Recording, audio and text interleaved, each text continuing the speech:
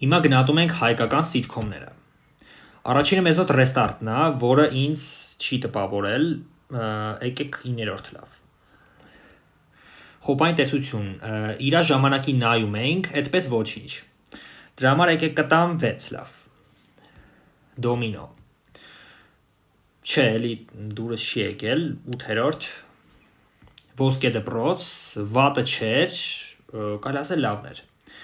Դրա համար կտամ 4-րդ լավ։ Կարգին սերիալ,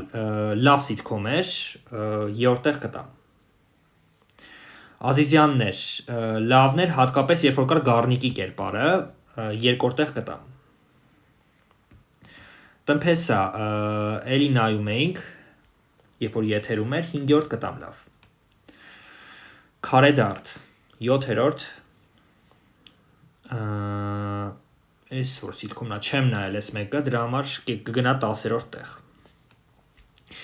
Եվ իմ կարծիքով լավագույն հայկական սիթքոմը դա Full House-ն էր, դրա համար առաջի տեղ։ Գրեք ձեր կարծիքը, թե որն է ձեր ամենասիրած սիթքոմը կոմենտներում։